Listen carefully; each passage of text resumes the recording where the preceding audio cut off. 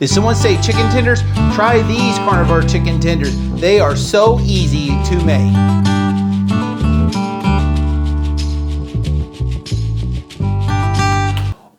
Welcome to the channel, folks. My name is Kelly. I am the Missouri Carnivore. I'm glad you stopped by on this beautiful spring day here in Missouri. It is finally spring in the Show Me State, and I am so super excited to bring you another easy carnivore recipe.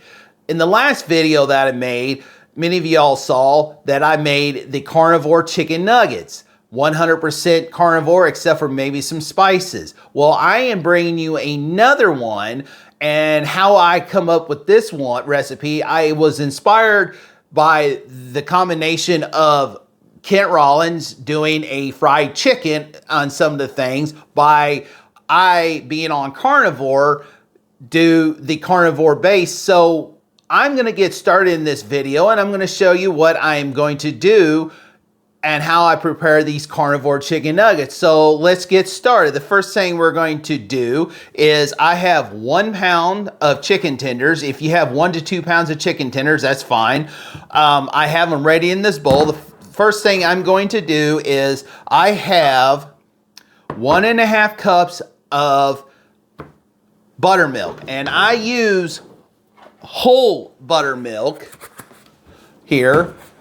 And the reason why I use it, I didn't know that there was a such thing as whole or low-fat buttermilk. I always thought that there was only one kind of buttermilk. Well, I saw this in the store the other day, so I went and picked it up because I rather have the whole fat instead of the low fat, because when they take the fat out, they're replacing it with something that is not very good, and mostly it's sugar or some kind of synthetic chemicals to make that flavor to just like if it was full fat. So definitely make sure you find whole buttermilk. Or here's a simple recipe that you can do. I believe I've done this before.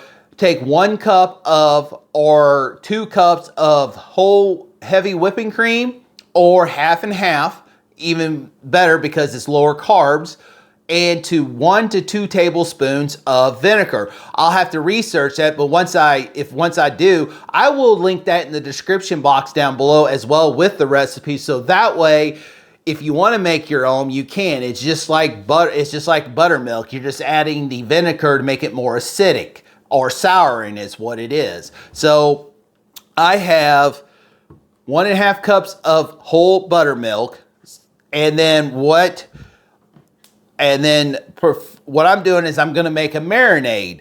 And so you can use the spices. I'm using all the spices that I have here, which it's 1 tablespoon of salt, 1 tablespoon of paprika, 1 teaspoon of garlic powder, 1 teaspoon of onion powder, and then 1/4 teaspoon of red cayenne pepper, because the original marinade recipe called for black pepper, but black pepper has a lot of oxalates, high in oxalates, so I just want to make it low in oxalates, so I use just 1/4 teaspoon of cayenne pepper. And now, you know, go ahead and put the salt in, but if you can tolerate, use all the spices. If not, just use the salt. I am going to put them all in because I can tolerate the spices. You just mix it all up.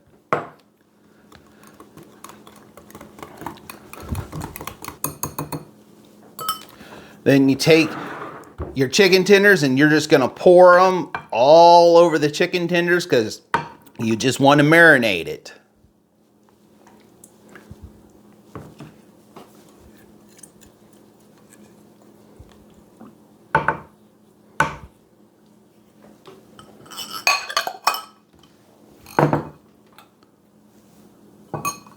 And then you're going to put this in the fridge, minimum of 4 hours, preferably best to be overnight to let them marinate and soak. So the good thing is I already had ahead of time, I did a batch ahead of time for this video. So we're going to set those to the side to marinate, and I'll cook them later. And I am bringing the ones that I've already marinated. Now, before you do cook these, you want to make sure that you set them out an hour ahead of time. So we're going to dredge them, which we're ready to do the dredging. So for the dredge mixture, I use 2 cups of pork panko, half a cup of grated Parmesan. I freshly grated my Parmesan. You can use, if you want to use grated or the actual grated Parmesan, that's up to you. I rather like the fresh, where I freshly grate it, because all it is Parmesan cheese. There's no additives, there's nothing else to it. And then optional if you want to do it, otherwise just leave it as is with just the panko and the Parmesan. I added a tablespoon of paprika, 3 teaspoons of dried mustard, 3 teaspoons of baking powder. Yes, I put baking powder because I'm following close to the Dredge recipe that Kent Rollins used, except for I'm using animal-based products like pork panko and the grated Parmesan. I don't know what the reason why for the baking powder, but I'm going to give it a try. 3 teaspoons of garlic powder, 2 teaspoons of onion powder, and then I added a 1/4 teaspoon of red cayenne pepper. I will link also, if you want to cook these in the conventional oven for 400 degrees or your air fryer for that option, you can go ahead. I will have the instructions on how to do that. I am using tallow, and I'm going to do the fry method, and I'm going to fry them in tallow. So as the tallow is warming up, I am going to go ahead and dredge. So what we're going to do is we're going to take the chicken tenders, and you don't have to use egg wash because you can actually use the marinade. And what we're going to do is we're going to coat the chicken tenders.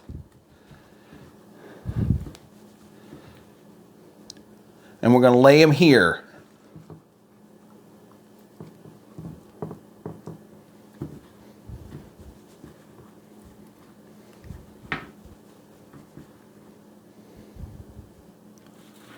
Now, since I got all the chicken tenders here coated in the dredging mixer, I have my oil. It is ready to go. So let's go ahead and we're going to put the first chicken tender in. And you want to be careful how you put them in, otherwise you will have grease splatter. So you want to gently put them in.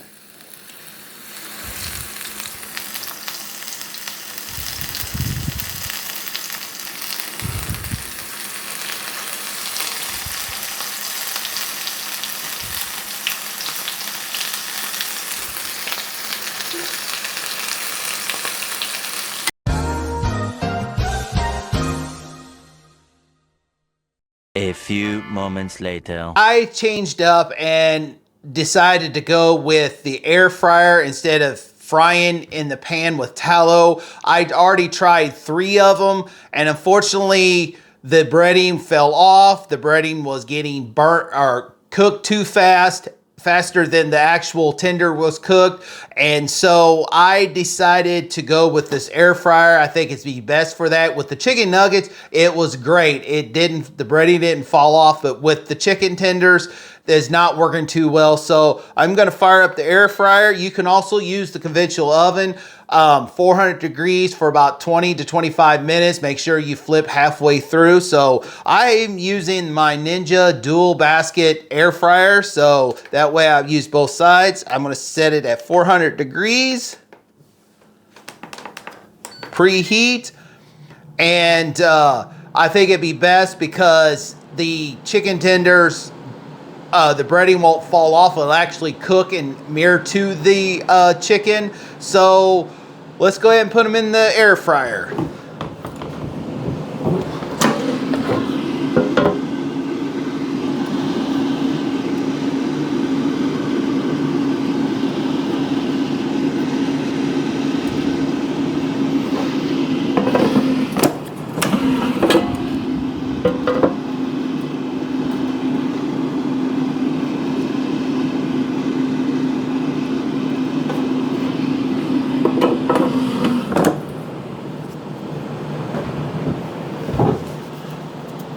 We're gonna set this, I'm gonna set the timer to about 25 minutes.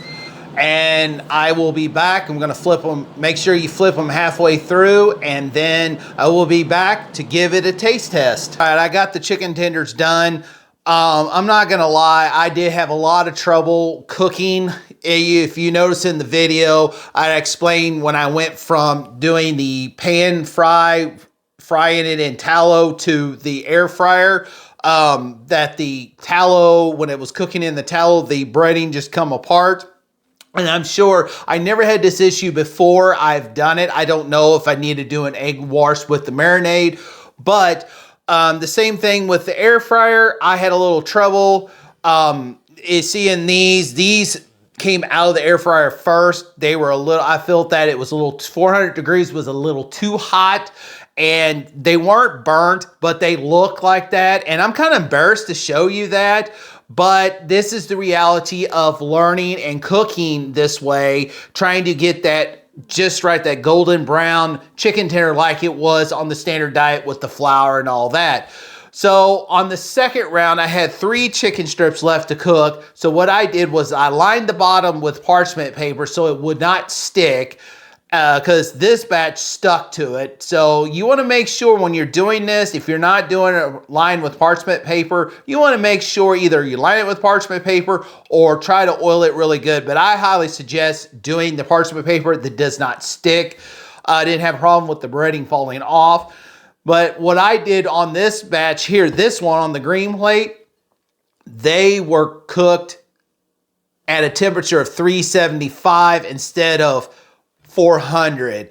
So I still feel maybe 375 might be a little too hot, because there's some spots that it did get dark, but it did turn out a lot better. They're a little more golden brown. They're not like this one here, which I'm embarrassed to show you all.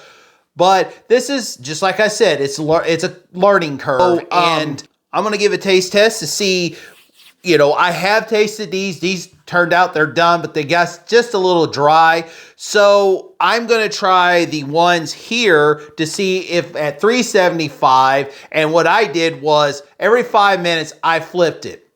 Let it go. At 5 minutes, I flipped it again. And then I checked the temperature to make sure it was at the temperature of 160, which it would be done, which they did turn out. So let's see how they turned out on it, if it's dry or did that marinade work really good, because I know I love to fry in tallow or the lard, and it comes out very juicy, but unfortunately the breading fell off, so it was a fail. And because of that, the chicken tenders did not get done in the center, so they were kind of raw. So I'm going to work on that one someday, and hopefully that I can redo that video with the tallow. And I'm going to redo this video again, and I'm going to test it out and see how it goes. So let me give me a taste test and see how it turned out, because it did turn out more golden brown. Some of the breading did fall off, but most of it's still there. We'll see if it's got a crunch to it.